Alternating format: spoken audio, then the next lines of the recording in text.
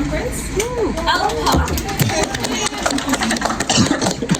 Alright, so today is your conference, and someone said we shouldn't call it a mini conference, maybe it's downplaying it a little bit, so I'm not going to say mini, just a conference where you're going to present all of your amazing research that you've done throughout the semester. So give yourself a nice pat on the back. Actually, let's do a round of applause for everybody. And thank you for helping me set up this moment. So what you see here is a whole bunch of data that tells you a whole bunch of things. You have to attend the conference to find out. Ah, okay. Yeah, so my name's Paul Douglas II. My focus title law enforcement related childhood discrimination and adult anxiety. So my backstory, why I chose this research topic is that as a child, I was in a preschool center and I was threatened by a teacher to be arrested at sick at the time. So at the time, my child's father came. He threatened to arrest me for my misbehaviors in class. And I'm thinking, wow, like my behavior is just like everyone else's. What's different? And I'm thinking, okay, I look different from everyone else. So I was like, maybe this could be like racial discrimination, right? So I wanted to know how that could relate to anxiety and adulthood. So I took the research question, discrimination by law enforcement, Congress, relates to anxiety and adulthood. And my hypothesis is that higher racial discrimination in childhood is related to higher anxiety in adulthood. So first we came up with a survey, our qualitative submitted on Amazon and we came back with 568 participants. Right, and that number is a lot different from here. So we filtered for 2 attention checks and 1 honesty check to ensure that the participants were paying attention and honest. And the majority of them were. Right? They still received payment for their participation. Wound up with 128 adults between the age of 25 and 62. So immediate age 32.31 years and the age of 6.7. So if I remember correctly, the age or the deviation was 28 point something to like 38 point something. Right? So we had 120 males, 79.7%. 26 females with 20.3%. So the questions that were on our survey when I was 47, I was still afraid when I saw a police officer. And so that would be for our variable versus our races in childhood. We use a 5-point scale for trauma to 3. And then for the dependent variable anxiety and adulthood, we asked repeatedly the questions in the past year. I've imagined worst case scenarios during everyday situations, consistently using the 5-point scale. This is like an anxiety mental. So where did you get this anxiety mental? So honestly, we came up with it ourselves. Oh, really? Right. So we just wanted to ensure that we were like measuring out anxiety properly. So I will say that we didn't take like the exact scale. We did do some Google searches and figure out which things You get to go to we did. Actually, we had for the Chromox Alpha, I think we came back with 0.7 and up for all questions. Even so, that was pretty good. So then here we have our histogram and our scatter plot. So for these frequencies for our ID and for our TD. So racial discrimination by law enforcement in childhood is less skewed. The majority of data. more, right? This is more. Right. No. So this is more, right? So Higher is more, right? Yes. So a lot of them have high. Right. So they're both less skewed. So they experience higher risk discrimination and high anxiety. So they only correlated our data. Our scatter plot. You see like moderate positive correlation between racial discrimination and anxiety and adulthood. So as racial discrimination by increases, so does anxiety and adulthood. Right? So it's not causing it's corollary. So we're just saying that racial discrimination by law enforcement targets is related to anxiety and adulthood. And that indicates that positive interactions with law enforcement and intelligence may be entertaining. Right?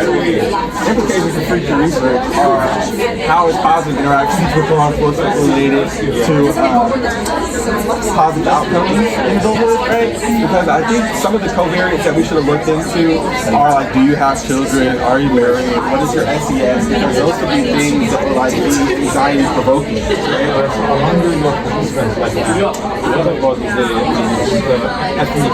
Good question. Okay, so let me tell you about my pilot data. So my pilot data was insignificant. It was more racially diverse. It was majority Chinese, then it was Caucasian, and then it was Black, Caribbean, African was the smallest. So then we filtered, and it was majority Chinese and Caucasian for pilot, and still insignificant. Now when it comes to the full study, again, it was mostly Caucasian, then very, very few Chinese, and then Caribbean Black. But then once we filtered for honesty and attention, it was only Caucasian. Oh, really? Right.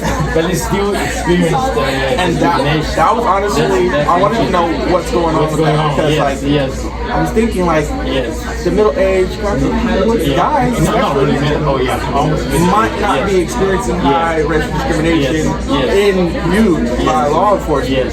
So I'm like, okay, what are the other things that could be anxiety provoking? So they're right around the age of being like married, having children, working. So which you can look into those covariates. That really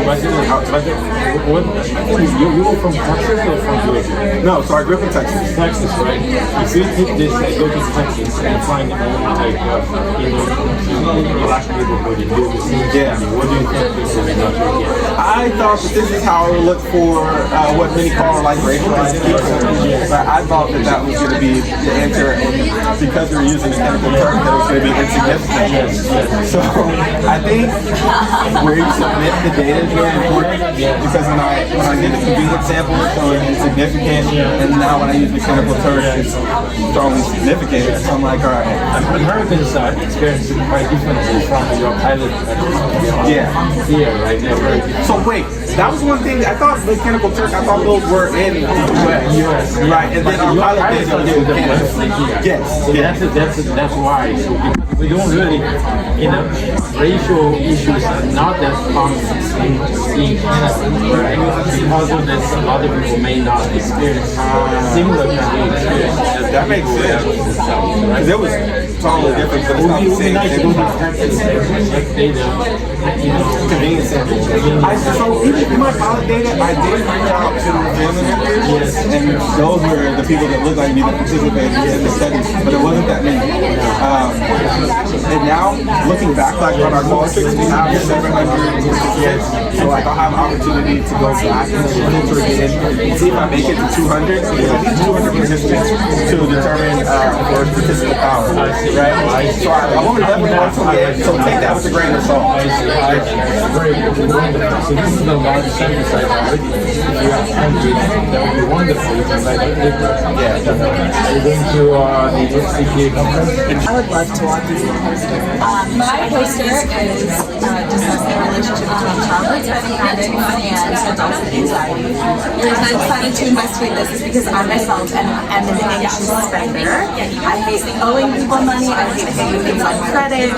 Spending money makes me stressed, and I started wondering where that came from. I tracked it back to a childhood experience where I've been saving up some money I had been given from my birthday or for Christmas or something, and I decided finally that I was going to spend that money, but in order to do it, I had to use my mom as a middleman, and in that scenario, I did end up owing her the money that I had saved up, and that caused me with so much stress. I did not like being in that position. So I started to wonder, where does this relationship, how does that play out in your life? I asked the question, how do spending behaviors in childhood relate to anxiety in adulthood? And my hypothesis was that conservative spending behaviors, so spending with a little bit more hesitancy or reluctance in childhood, are related to decreased anxiety in adulthood. I ended up putting my survey on Amazon Turk, and I had 128 participants whose data I could use between the ages of 25 and 62. They were predominantly male, and they answered questions that related both to their childhood spending and their anxiety in adulthood. adulthood. The childhood items were like this. When I was 4 to 8 years old, I felt proud when I saved my money, and the adulthood items were something like, within the past year, I have not been able to control my worrying, and they all answered these questions, raised items on a 5-point likeness scale, ranging from strongly disagree to strongly agree. You can see my results here, both histograms, so this one pertaining to the anxiety of adulthood, this one pertaining to spending in childhood, had fairly normal distributions, and the frequencies themselves actually ended up being quite similar, with the mean being 21.93 for the anxiety one and 22.7 for the spending behaviors one. And when we correlated them on the scatter plot, you can see that there is a fairly strong positive correlation here.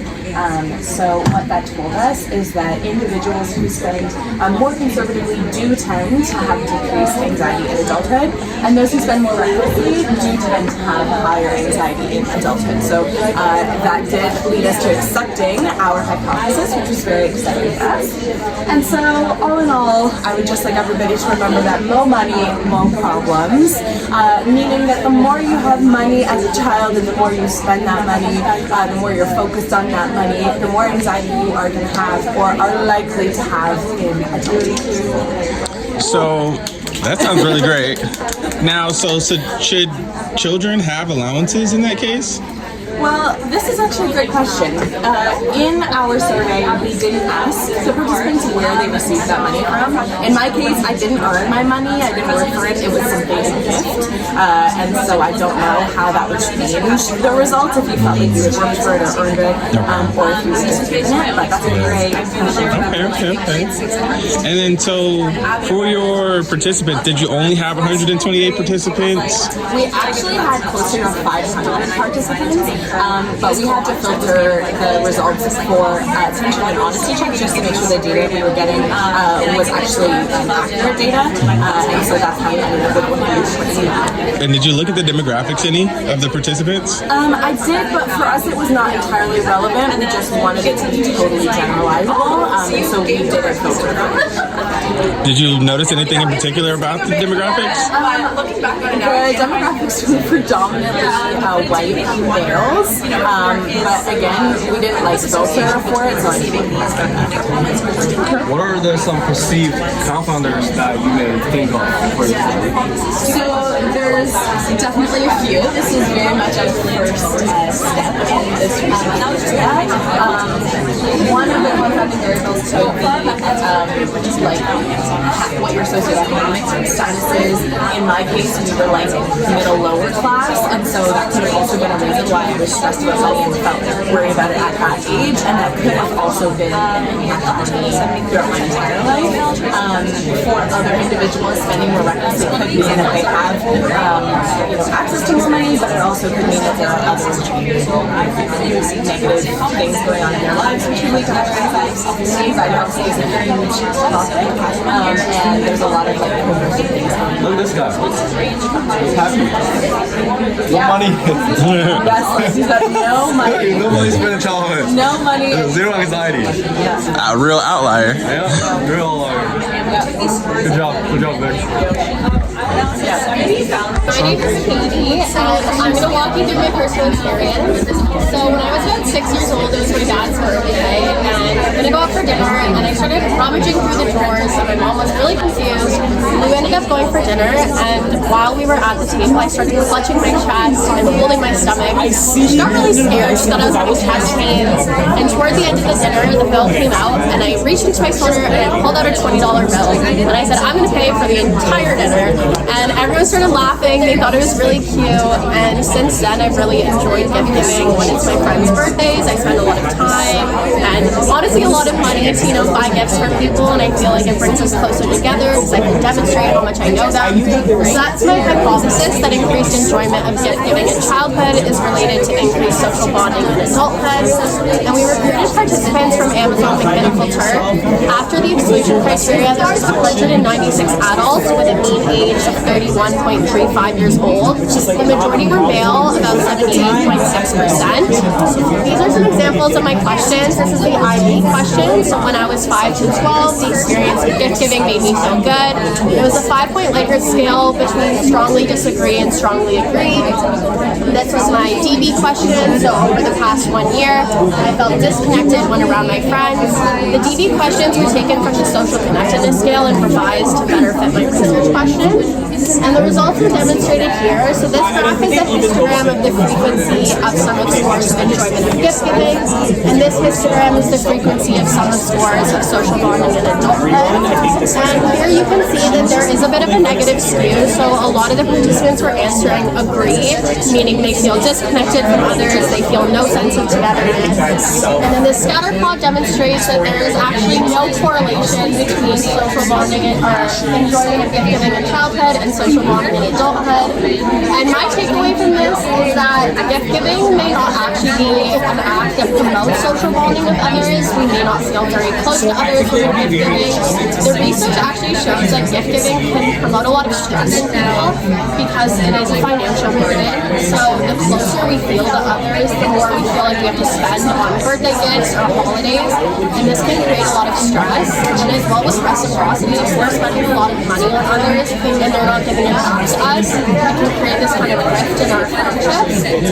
Another possibility is that this view right here is actually demonstrating that there's like a lack of social connectedness in our society right now, that people aren't feeling very connected with others, maybe because of the internet or the kind of activities or jobs that we're working in. But one way to promote this may not actually be through gift giving, maybe like spending more time with people or doing acts that are more meaningful, like cooking for people or doing their favorite activities and actually promote social bonding. Thank you. Of course. I have a question. So, because I still think that gift giving is probably related to social bonding in adulthood. So I'm wondering, did you think about filtering for SES? So those that have money who are able to give gifts, does that promote social bonding for them? Yeah, I actually think that SES would be important here, right? Because if you don't have a lot of money, that actually can provide a lot of burden for you. So maybe people with more money are able to do this and it feels good. But maybe money is not related to it at all, because if you have a lot of money and you can get more expensive gifts, that still may not show somebody how much you care about them. So maybe it's not giving material gifts at all. So things like cooking food that doesn't cost a lot of money, but you still have to put a lot of thought and effort. Acts of service. Yeah, acts of service. So like, I think what may be related is pro-social acts and social bonding, and gift giving falls into pro-social acts. Okay. But it's too materialistic to, have that Great call. social bonding. Because what I was thinking is like the gift giving, I see like celebrities and they're like always giving each other gifts and they're like having social bonding, but I'm like, okay, there's tax benefits to that, right? So I was gonna say like a covariate if you said that like that could be like SES would have been the factor. I was gonna ask how you felt about that, but pro-social I think would have been a lot better as it relates to like social bonding. Yeah, I was also thinking that gift giving and social bonding could be related, but more on the recipient side, so that when you're receiving gifts, you really think that others are caring about you because they put a lot of time and effort, and then it removes the stress of thinking about the gift because you're not the donor of it. Yeah. So maybe the recipients feel like it's impacting their relationships, but the donors are too worried about like the financial burden and the stress of it that it kind of impacts the relationship. And then even so, like it's like, okay, if you're the recipient and someone of high SES gives you a gift of like not high monetary value, then how would that impact the relationship as well? Because it's like, oh, you could have given me a better gift, right? So there's so many different ways to look at it. So that's a really, really cool study. Right, because if you strip the monetary value of it, like if you think of gift giving as like something someone made for you, then maybe people feel better about it because you don't have to worry about the money aspect at all. Awesome. Thank you so much, Katie. For sure. All right, Winton, will you walk me through your poster? Okay, so my poster is about the relationship between childhood emotional distance and society and adulthood. My research question is how is emotional distance from a parent in childhood related to society and adulthood? And I hypothesis that greater emotional distance from a parent is related to higher income in adulthood. The study involved 108 persons between April 3 and 4, 2062. Being able to 33.48 standard deviation, 6.7 and 78.9% of the population. And the data was provided through a survey. 6 survey items were used to check the emotional distance from the parents, such as when I was 48 years old, I did not feel emotionally close to that of my parents. And also 6 survey items were used to measure adulthood anxiety. This is because I have not been able to control my worry. All the responses were recorded on the 5.9 scale. 1 indicates strongly disagree and 5 indicates strongly agree. The early results increased to Instagram showed participants report emotional disrespect and having childhood and anxiety in adulthood. We can see that here the majority of participants reported relatively high emotional distress from parents in childhood. Also, a lot of participants reported high levels of anxiety. Wow, that's a pretty even skewed data for anxiety there.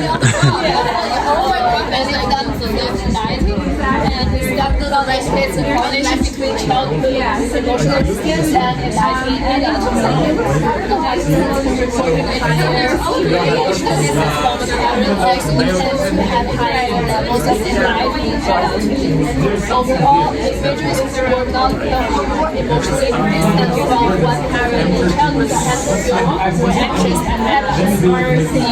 According to results by hypothesis supporting, and also the results suggest that emotional distance from parents in childhood may be something that largely impacts adulthood life. Therefore, I think it is very important for parents to stay emotionally close to their kids' life.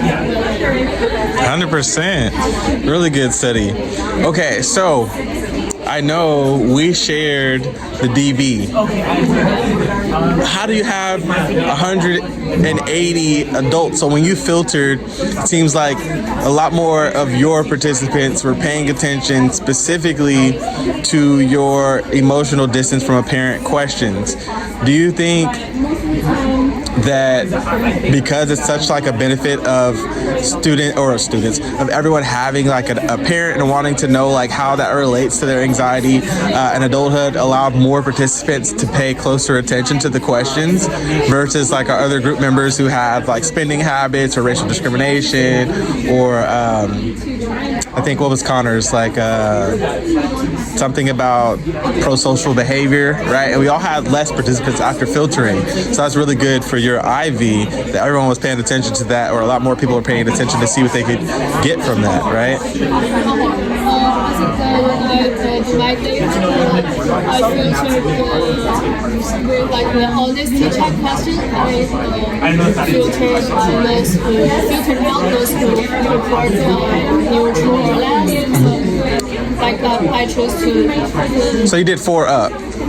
Yeah. Okay. Yeah.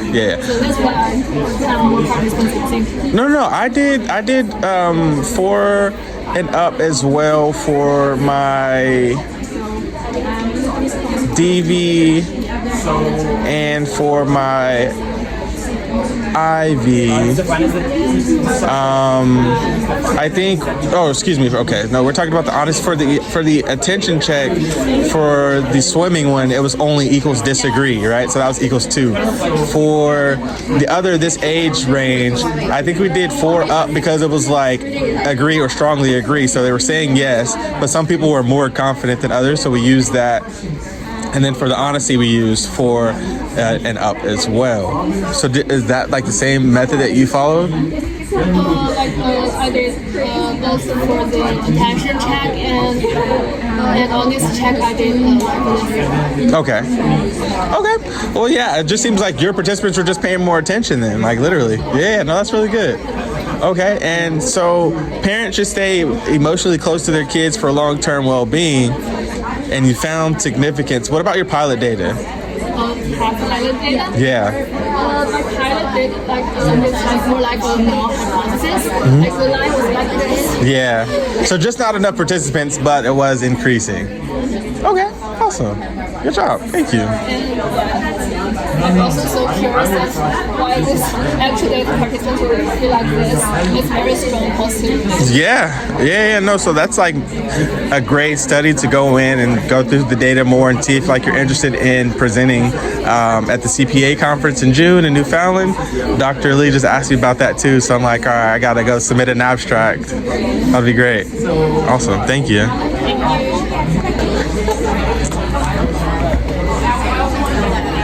Hello. Can you walk me through your poster? So my name is Martina, and my study examines sibling relationships and activities in adulthood. So a little backstory, what kind of inspired my study. So I have two older siblings, a brother and a sister, and when I was younger I was always excluded from things with them. And one particular memory that kind of always stood out, I still remember very, very vividly to this day. All of our kids were playing outside with my siblings, and I wanted to join in. It's a role-playing game. My sister made it very public announcement saying that I cannot participate because I was too young to participate. So that kind of like stuck with me, and that was like a very recurring thing with my siblings. They were very close, and I just had myself. So I was curious if negative experiences such as that one, which was very recurring in sibling relationships during childhood, is related to extrovertedness in adulthood. I feel like thinking back to it now, like I'm more introverted than extroverted, so I'm curious if like those negative experiences kind of influence on me. So methodology and kind of like trying to de-escalate conflicts. And so a lot of research out there says that 228 adults is negatively 24 and 62 with a mean age of 32. But I thought 27% were female and about 70% were male. So a lot more males, a lot more Caucasians as well. One example of a question for the independent variable, which is negative experience in childhood, was when I was 5 to 12 years old, I was excluded from activities. I always thought it was kind of and then for the IB, and so I kind of had a 5 scale. idea to the extroverted correlations that you see things that you can experience or other items over the past 1 year. I shared my thoughts also one was more active participation. So this is the distribution of the IB and my distribution of regulation variable. So not a very normal distribution. But when put onto a scatter plot together, a significant relationship was found. So what we did was we So it was a weak to moderate significant relationship, but it actually did not support my hypothesis 1.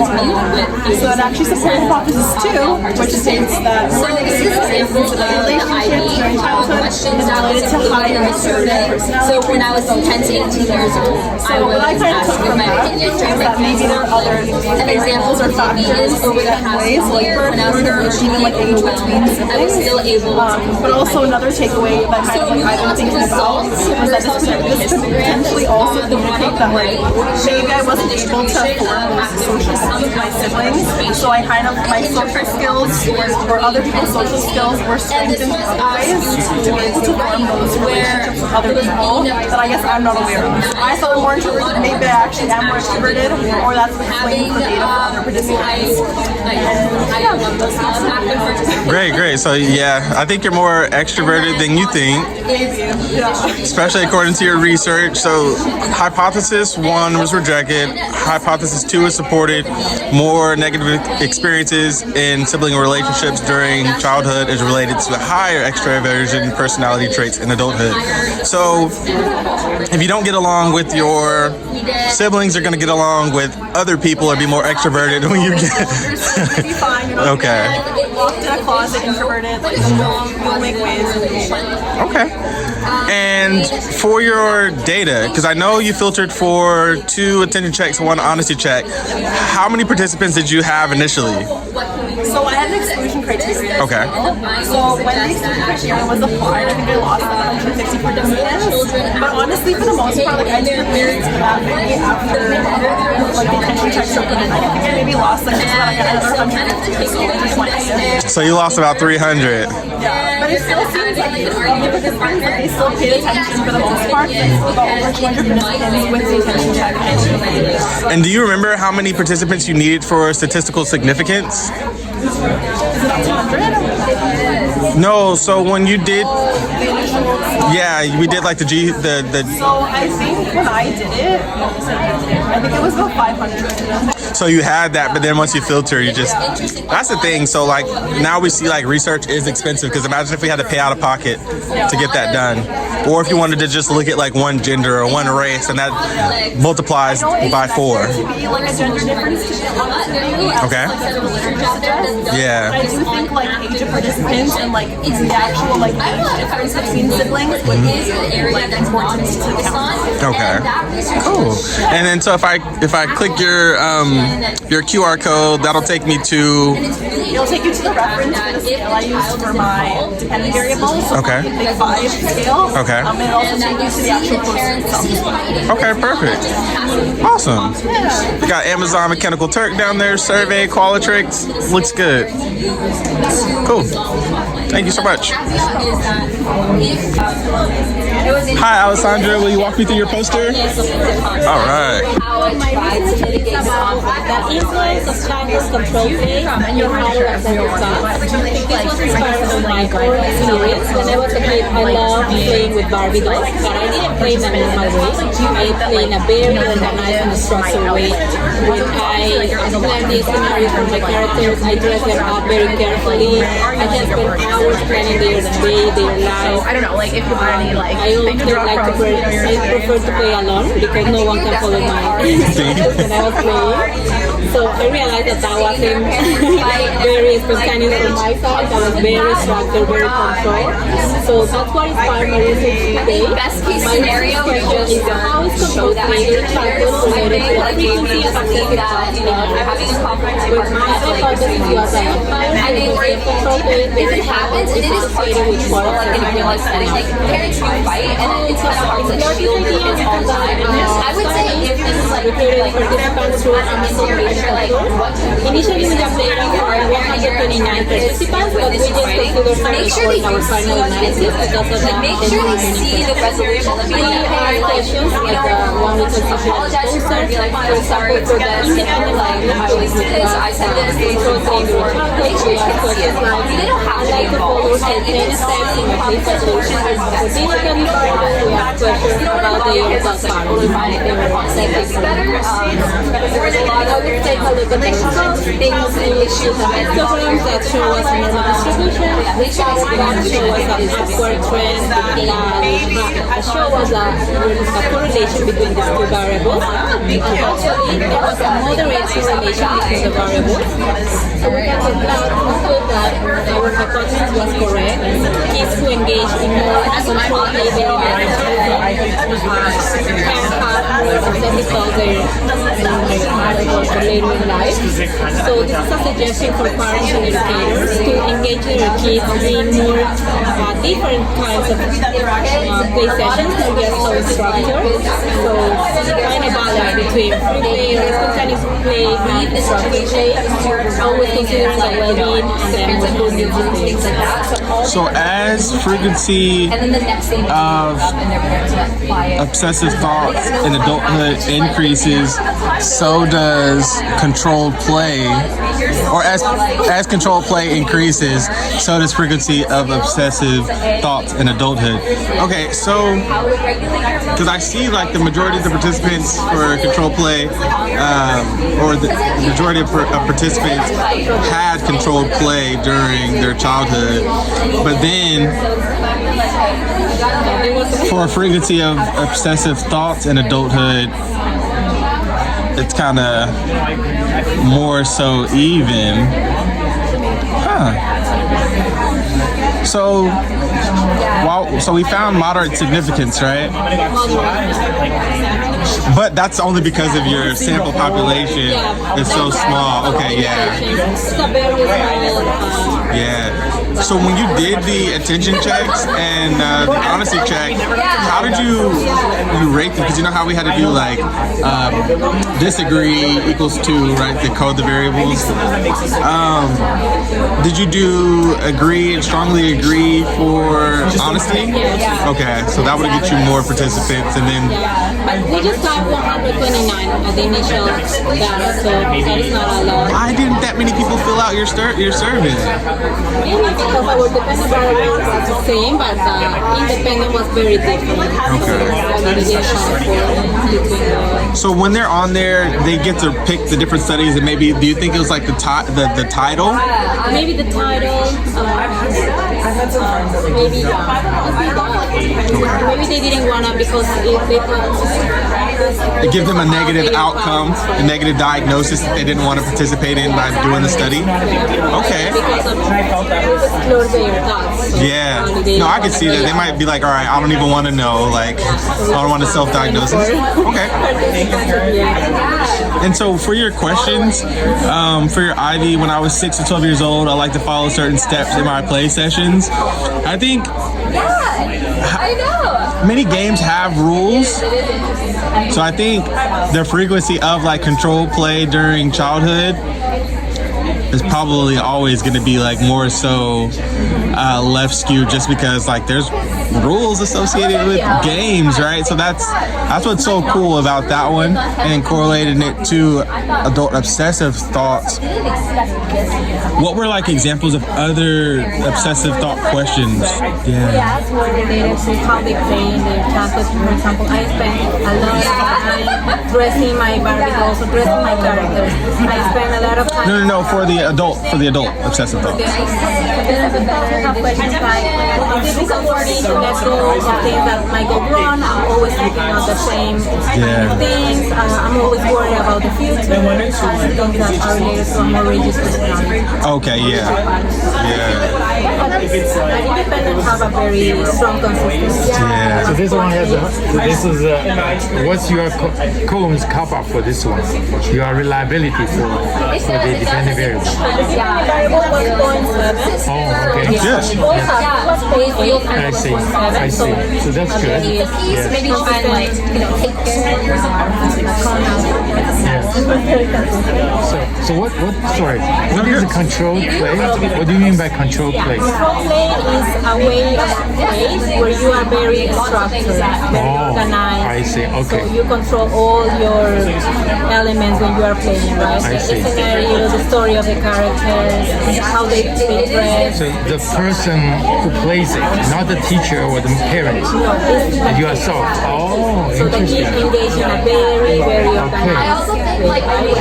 That was based on my story. Yeah, so- I was yeah. telling him. No, that's a good question, because that's what I'm trying to get at. So it's not anything about playing a game that has rules. It's about they create their own games and they structure their own free play. Not like this parents say, Paul, do this way. You cannot do that way. And it's not even like you pick Yes. It's not like picking checkers or like picking Monopoly to play. It's like when you have these things, you control the whole outcome of the scenario. Yeah. And then, but you do make it into a very structured kind of play I script. wish it were related to that. I prefer to play alone because no one else can follow the rules that I put for my. Yeah. Yes. Oh, I see. I see how that can relate to adult obsessive thoughts. I can give us an idea that as we grow up, our personality are building the same way, right? Yes. Structure as a kid, probably I will be Yes. same rigid as an adult. Yes. Or maybe even assertiveness would have been a good dependent variable too. Yes. Control, yeah. Yeah, maybe it's a little So you become more assertive because you like to organize things. as a kid, Yeah. and I was very young when I put this kind of things, so nobody told me to do it. Yeah. kind of like to regulate my own Yeah. I engaged in this kind of activities, and when I was an adult and adolescent, I had the same kind of Yeah. Do you become more organized as well? Like organized, more yes, structured. I see. My Okay. ideas, I see. So not necessarily bad thing, right? Yeah, it could be like a lot of positive outcomes as well, right? Yeah. So assertiveness could be something you could look at in the future, right? I will love And a lot of And so do you feel like you're more organized? Like you're more organized with your life, your schedule? Yes or no? Like kind of, it can have positive outcomes like Yeah. that, like I'm Yeah. very organized, I'm Yeah. able to achieve my goals, and Yes. everything, but I also have some consequences, like for example, I'm not so flexible. I saw, yes, some yes. structure in my life. Yes, When it's yes. not like this. Yes. I So say like you're going on vacation, do you have to plan out like Yes. everything? my outfit for every day. Yes. Oh, I see. So Okay. So there's, Yeah. so it's really obsessive thoughts. Okay. So, Yeah. and also it's obsessive. It's not like a very structured behavior. Too. Yeah. So not just the thoughts, but also behavior Also the too. behaviors, yeah. I see. Okay. Yeah. There's no a lot of research on this topic. Yes. When I was looking for my research paper, Yeah. I found that they just explore play sessions, Yes. not instructor play all kinds of. Yes, no, this is interesting. First time I heard the term controlled play. Right? children, yes. Yeah, but there are kids who do it really, right? You can see them doing this, right? Yeah, interesting. With Barbie dolls. Yes. Have to play with the same Barbies every day. Yes. They have their names, they have their homes, Yes, their yes. family, and my sister Yes. sometimes she's like, I need to change Barbies. Yes, no, yes. So I can play together. Yes. Go to play to the park. I'm like, Yes. I want to play this. Yes. My house with my material, with my toys. So is child behavior, is that different from children with autism, for example? Because autism, they are also very stereotypical, right?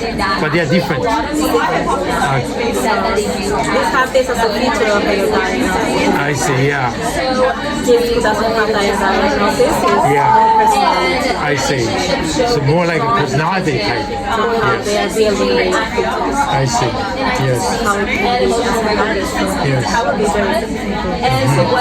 To make a difference and maybe to find other moderators who can Yes. Yes. maybe the family. Yes. how to And also other maladaptive, other like maladaptive or negative outcomes, but also positive outcomes. Being assertive, being more organized, right? So For example, I was thinking maybe the same variables, control play, but with body shape. But my case was with Barbie dolls. yes, so I see. I will it's like, for me, was like the Barbie have to look like this, how I would look as an adult. Ah. I see. I see. I want to Okay. expand this research to that Yes. topic more related to To Barbie doll, playing with Barbies. That's really Yeah. smart. Yeah, playing with Barbies. Playing with Barbies is a very interesting topic. I've never seen any papers about playing with Barbie dolls. Because even the modeling behavior that they Yes, do, like I insinuates know. what they want to I do know. or what they It's know very about. smart. send yourself. That's very smart. Yes. Yes. Yes. Also, in the old days, they were only like white Barbies, Yeah. blonde Barbies. Only nowadays, they're the black Barbies, Asian Barbies, right? So, but they're all very skinny. Yeah. Yeah. They've been coming out with more of Yeah. the disability Barbie. So I've seen Yes. like the Barbie in the wheelchair or Barbie's like on Yeah. crutches. But they're all very skinny. Yeah, yeah, And yeah. I the haven't kids- seen like a kids larger still size like Barbie. the skinny Barbies. If you could make a chubby Barbie, nobody's gonna like it. So Wow. yeah, they tried. Did they? So yeah, I've never seen it. Yeah. Yes. Yes. It's always the same Yeah. Barbie. Even they put out the black Barbies, Yeah. kids don't like that either. Yeah. They just like this, the stereotypical. Standard. Yep. Yep. Very cool. Yeah, no, that's a different direction from this one, though. Right, but that's interesting. Yeah, playing with Barbies. I'm very interested in explore how the kids play. Yes.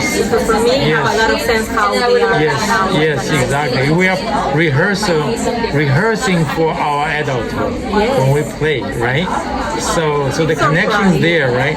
But I love the idea of your next study should be playing with Barbies. I will. Only look at female participants.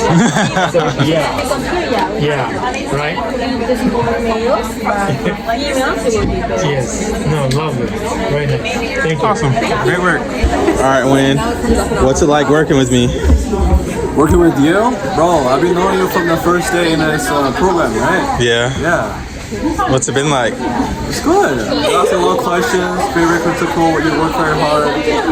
You inspire a lot of people. You inspire not this class though. In general. Not these people, but some people. Okay. We've had a lot of class together, me and Paul, from the very beginning. The very first day. The first day we sat together. Like we just said, very cool. What about you guys? What's it been like? Well, Paul's definitely the person that brings out, you know, new ideas in class. Ooh, And okay. keep them speechless because they don't know what to say. Okay. Drops mic. I remember I first saw Paul when I was in like evening class, and then you went in for like a campaign. And you went in Oh, when I was running. and rolled. Yeah. Politics, yeah. Politics stuff. Yeah. Like bang, bang, bang, spot on. I was like, this guy got We need this guy. Okay. That's what's up. What about you guys? I personally have been working with Paul in this class from week 2, which was Okay. my first week in this class, so never known this class without you. And I can say you made it way better, more interesting. Thank and you. I also feel like sitting beside Paul is like sitting beside a river of thoughts. Just like Paid actors. keep coming the whole time. Like you are just like you are constant. You do not let up. The grind never stops. Hey, say that. Paul's a nice guy, even though he ran over my foot. It was an accident. Yeah, I said bush and he was like, oh, it goes. Ran over my foot. Oh. Okay, your arms are unscathed. No scratches? Okay. Okay. Thank you guys. Just see what Paul does in the field of research. amazing work. Thank you. What has it been like being in class with me? So, Paul is very funny, very talkative, and always gives everyone love. Awesome. Thank you. What about you? What has it been like being in class with me? I like this class. I met a lot of friends, and we like achieve our goals together, which is very good. Awesome. Thank you so much. I'm gonna be able All right, Alessandra, what has it been like being in class with me? Being in class with Paul is fantastic because you have always someone who's gonna answer the questions, who's gonna give a little extra information about the topics. You have someone. You always have someone who is going to give you just information about everything because he's involved in everything at university, so he knows about everything that just passed in the university. So it's great. Thank you, Paul, for all your help, for all your advices, for all the information, and I hope to keep in touch with you. Awesome. Thank you so much. George, what has it been like being in class with me? It's been great. I didn't touch it. But you know what? I'm glad you've got. You kept things fun in class. Okay. A lot of the times, these classes, it's too scared to talk, leave out the life to it. Yeah. So it's kind of glad, especially in a drawing class. Yeah. You guys made it fun, so I appreciate it. Awesome. Thank you. All right, guys. This is Professor Kanza. She's the instructor for child development and personal history 1257. So what has it been like being in class with me? Okay. I thought about this question. It has been a really good learning experience. Yeah. I've learned how to be prepared for unexpected questions. True. I've learned how to think on my feet. I've learned that there's always someone in the class who's listening and participating, and that's what it's been like having you as a student. So thank you for being awesome. Thank you for always taking part in our class discussions and for sharing your ideas. And yeah, it's been great. Awesome. Thank you so much.